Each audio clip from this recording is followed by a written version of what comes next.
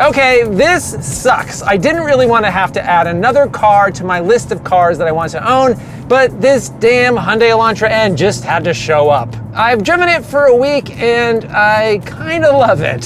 So today let's take a close look at the performance, the interior, the features, and see what it's like to live with as a daily driver. And bonus, we'll see how it stacks up against my favorite car that I own right now, my 30-year-old JDM Import.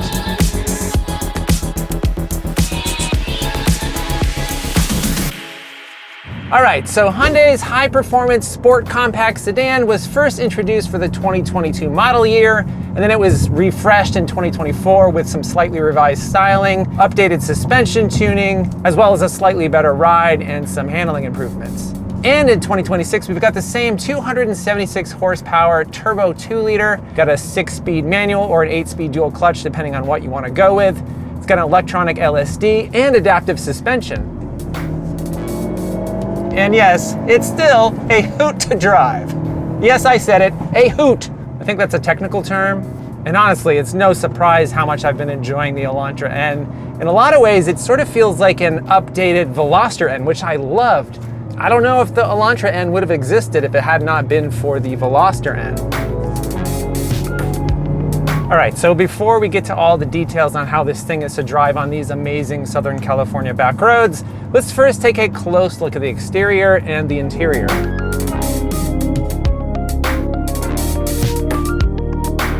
Okay, so let's talk about the looks here. This is basically an Elantra that took a few too many steroids. So here's this car compared to a regular Elantra that I just happened to see in this parking garage. So in 2024, it got a design refresh with new front and rear styling. There is a whole lot of black plastic with that red stripe going on up here, but it allows you to clearly tell that this is an N. And there are a whole lot of converging angles still going on here. It's sort of a love it or hate it thing. I kind of dig it. Got more red and black accents on the side. Got these blacked out 20-inch wheels. Chunky brakes with red calipers. Got an angular spoiler on the trunk. The back end is kind of squinty, but it looks pretty cool. A lot more black plastic with the red stripe here. Got some really big exhausts on the back of this thing. They're not quite fart can style, but they are rather large. Maybe a bit too large for the car, but I guess it looks okay. Overall, a pretty nice looking car. I'd say the only thing I don't really like is this sort of black plastic thing on the seat pillar. It looks a little bit cheesy, but other than that, the whole car looks pretty fun, looks pretty funky, looks pretty aggressive. I dig it. Now, normally I'm sort of diametrically opposed to this color paint on cars, this sort of primer gray.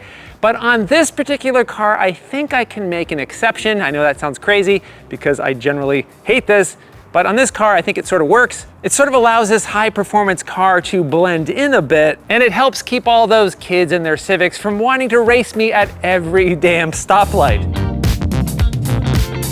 All right, let's check out the interior. So when you step inside an Elantra N, you're immediately greeted with an Elantra interior. It definitely feels like you're in an entry-level car, but they did some nice things in here to make it a little bit cooler than a standard Elantra. You got this nice stripe here on the door panel. Yeah, overall it looks very nice in here, but if you kind of feel around some of the materials, it definitely doesn't feel very expensive, but that's okay because this vehicle isn't that expensive. And of course, one of the big upgrades over the standard Elantra are these leather seats. Now these hug you in pretty tightly, not as tightly as something like what you'd find in a Type R, but there is a good amount of support here. And I don't know if you noticed, but I'm a bit on the skinny side. I would say if you're a bit wider than I am, these might not be so comfortable. They do feel pretty narrow. Now with these seats, I do think they did probably try to compromise a bit to have a lot of support when you're on a curvy back road, but also make it so they're not terribly difficult to get in and out of the car. Now these are manual seats on both the driver's side and the passenger side, and you can get these seats really far back. I'm 6'3". I got the seat so far back I can't even push the clutch pedal in all the way, so there is a lot of room in here. A bunch of headroom, no sunroof available with this Elantra N. I will say it is very dark in here. I feel like it could use some accents to kind of brighten it up a little bit. But yeah, overall fit and finish, overall quality is very good. So right in front of me, we got a nice looking steering wheel, blue stitching, blacked out Hyundai logo, a couple big blue N buttons here that allows you to set some driving modes. You can do that in the infotainment screen to kind of customize your driving experience. Got this big red rev button here that allows you to turn off the auto rev matching. I'm a bit surprised that the steering wheel doesn't look and feel a bit more sporty, but it's pretty nice. Decent amount of grip. Behind the steering wheel, you got a nice big screen to display all of your information. You got a couple different views here. I do sort of feel like these particular gauges that are on the screen right here kind of remind me of something you might find in like a 1987 Chrysler. It doesn't feel particularly sporty, but you know, when you do switch the modes, that feels a little bit more sporty. But you know, Hyundais and Kias, the display for the driver information up here in the front is always very well designed. So to the left of this gauge cluster here is this strange design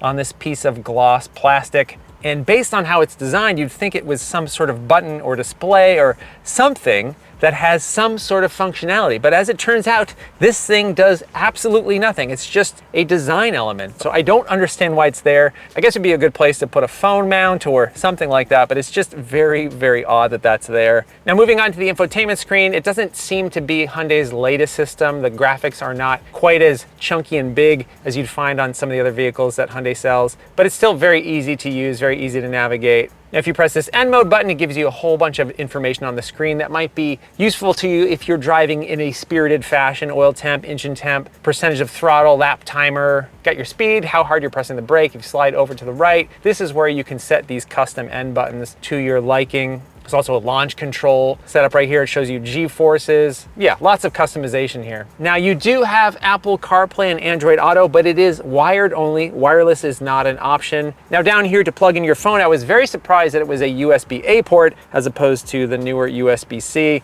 I had to search all over my house for a USB-A cable. I just haven't really been using these much lately. It took me like 15 minutes to find one. So yeah, I'd say this is a bit old school. So just keep that in mind. You'll need to dig one of these out of your junk drawer. Got some physical buttons for the infotainment screen right below the screen there. You got a physical volume knob, and I'm very happy to report that we do have physical controls for the climate system here, which I appreciate because you can operate it without taking your eyes off the road. The Elantra N comes with heated seats, no ventilated seats though. Moving down here, you got our wonderful shift knob here on our manual transmission. This thing feels amazing. Got your drive mode switch, a couple very small cup holders with this sort of weird insert, which you'd think it would like hold a can, but it doesn't. It's very odd. I'm just gonna put that in here because it hasn't really proven to be very useful for me. Actual manual handbrake, which is very nice to have. And then a relatively smallish center console, but it's not too bad. The storage in here isn't the best. The pockets and the doors are kind of small. Definitely have a bit of gloss black here. It shows the dust, it kind of shows fingerprints, but it's only sort of here in the center console. Got a nice Bose stereo system, sounds really good. They put a giant oh shit handle right here in the middle of the center console.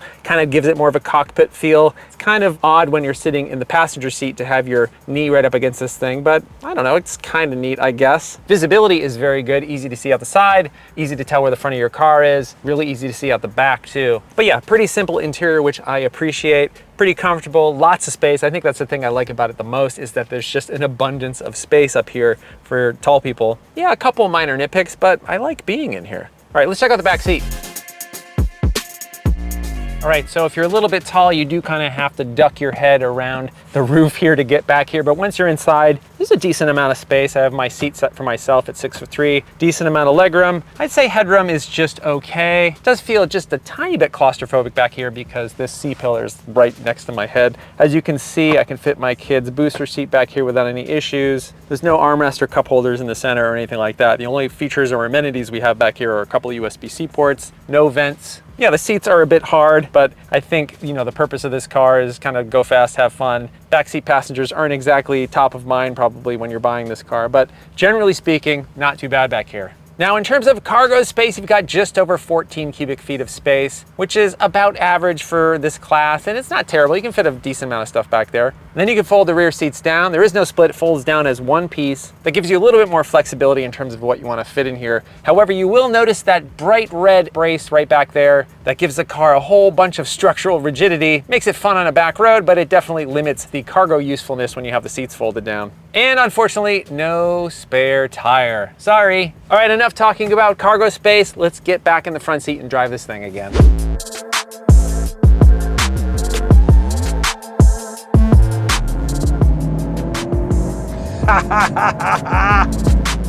Oh, this thing is fun. This thing is a riot. Now, as I mentioned, both these N buttons are customizable, and I've got this right N button set to basically put everything at its most aggressive settings: the steering, the suspension, the exhaust. Perfect for a curvy road like this one. All right, so 276 horsepower. We've got the 6-speed manual transmission in this example. And this little turbocharged 2-liter can get this thing to 60 miles per hour in about 6.1 seconds with the manual. If you opt for the dual clutch, it can do it quite a bit faster.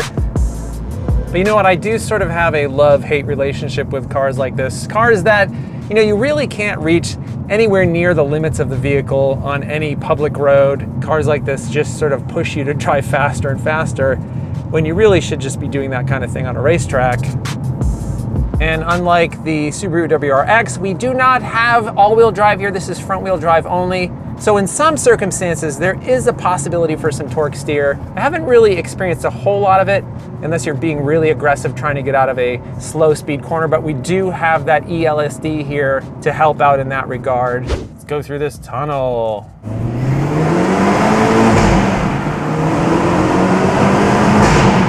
Yeah, there are a couple pops there when you let off the throttle there. I can see how annoying that would be for anybody outside of the car. And yeah, the handling is just fantastic. This car is feisty. This car is nimble. It's very, very planted around these turns. These Michelin tires are quite well suited to the occasion today. Tons of grip. Manual transmission shifts wonderfully. Yeah, it's not quite as buttery smooth as like a Type R shifter, but it's still really good, and I really love the shift knob. It's a really nice feel to it. But honestly, I think the manual is the way to go, at least for me. A lot more engagement, and to me, 0 to 60 times don't really matter when the handling is this good. But yeah, if I own one of these cars, I would be on these roads all of the time. You know, in some ways, the Elantra N reminds me a bit of a car that I currently own, a nearly 30-year-old JDM Import, my 1997 Toyota Caldina GT-T. Now, on the surface, they are wildly different, but they do have very similar horsepower. This has 276, my Caldina has 256. 0 to 60 times, at least with this manual, are very similar too. This gets to 60 in about 6.1. My Caldina can do it in about 6.4. And obviously the major differences are that the Caldina has all-wheel drive, this is front-wheel drive only.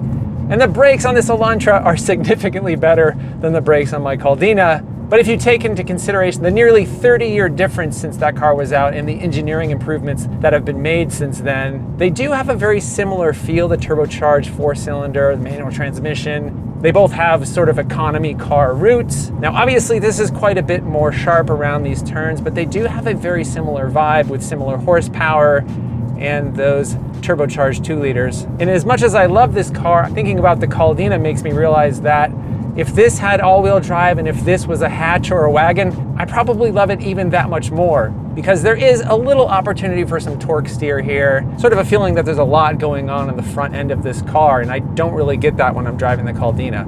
Although, to be fair, in the Caldina I am going a bit slower. So anyway, nobody in their right mind is going to be comparing those two cars, but it's just sort of interesting to have my weird JDM car as a reference point. Now, when it comes to fuel economy, you're probably not expecting anything amazing, but it's not too bad. It's supposed to get 24 miles per gallon combined. I'm actually averaging about 25, which is pretty good. Now, if you wanted to use this for your daily commute or for a road trip, you are going to notice a few things that might be slightly annoying. There's no adaptive cruise control in this car with either the manual or the auto. This is pretty loud on the freeway. There's a lot of wind noise. There's a lot of road noise. We took this on a road trip out to see my dad a couple hundred miles away, and it was getting a bit drony on the freeway. So keep that in mind if you want to take this on long trips. It's not going to be a luxurious ride. But all that said, this is one of the best handling front-wheel drive cars you can buy today. Super nimble, and as I mentioned, loads of grip. Got a strong power plant, nice steering, good manual transmission. And if you want to just drop it into normal mode or eco mode, now it settles down into a nice cruiser. Let's put it into normal here. Yeah, this is totally fine for your daily commute. Yeah, you have to deal with that slightly stiffer ride, but everything else about this car just about makes up for that.